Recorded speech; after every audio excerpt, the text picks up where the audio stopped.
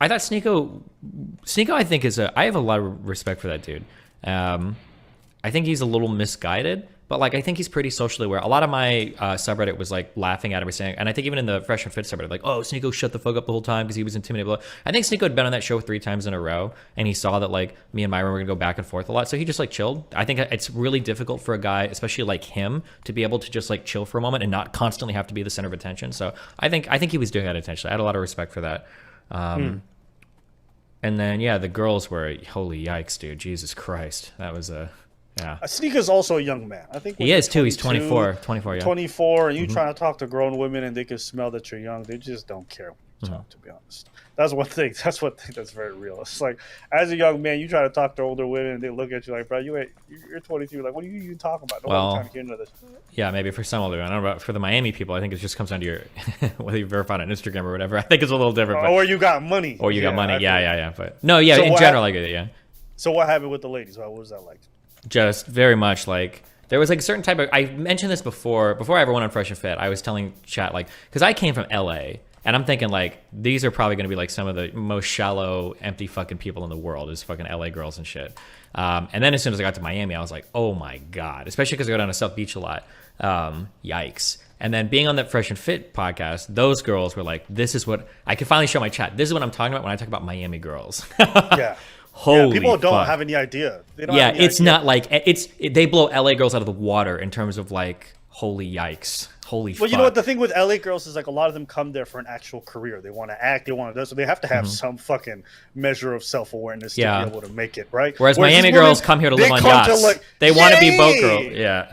It's a different lifestyle. They're really different. And so when I say that, and I'm like there's a bit of a selection bias in regards to the kind of cast members you'll have. And people are like, I remember I was talking to Sneeko. He was like, well, that's what women are like. I'm like, what? The women on like Fresh and Fit? Like, yeah. I'm like, there's no way you believe that. Yeah, they totally do. They totally do. There's no way you've dated anywhere outside of Miami and really feel like women are all like that. Because like it's not. It is a very unique experience. Me having lived in the States in different parts, like my experience dating in the States was not these kind of women. Yeah. So when I went on the podcast myself, I'm like, who are these brain dead, brain rot broads that I have to speak about that feel like they're so certain about shit? So I don't know. To me, I don't feel like the cast member is an indicative reflection of everyday women. Not even of everyday all over Miami women, but it's like there's like a certain type of like downtown Brickell area, and then like South Beach Miami women. But like Miami's a big city. You can go out more. You can find a ton of different people. Or you go to any of the schools around here and find a different type of people. But in terms of like the like archetypical like Miami girl, like the boat girl that wants to just like find to do with a boat and like sit on it all day, like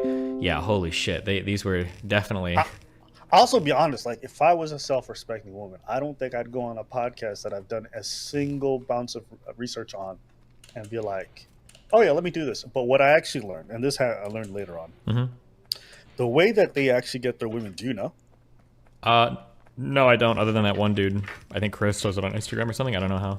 So sometimes they do it through Instagram. They actually also have like photographers and stuff who will like approach women, like sometimes on the street. Okay. And then they'll be like, if they see the one's cute, they're like, hey, we do this podcast. We'd love to have you on. Da, da, da.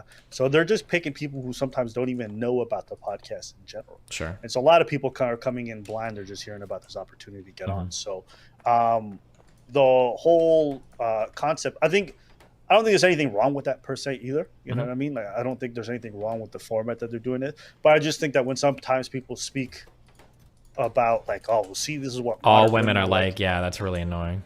But you have to imagine it's like, okay, well, first off, the kind of women who come on this podcast and want to spend their day with random dudes to talk about dating are probably people who are after clout. You get what I'm trying to say? So they're already getting a selection bias in regards to their kind of mindset and their behavior, because I don't believe that everyone's about that kind of lifestyle. So yeah, I don't know. For me, I find when I went there, I remember thinking,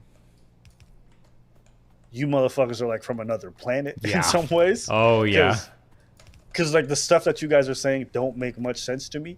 But it is unfortunate that kind of permeates into like the entirety of the culture. And everyone's like, well, this is what women are like. They're just whores who want to be on Instagram. So.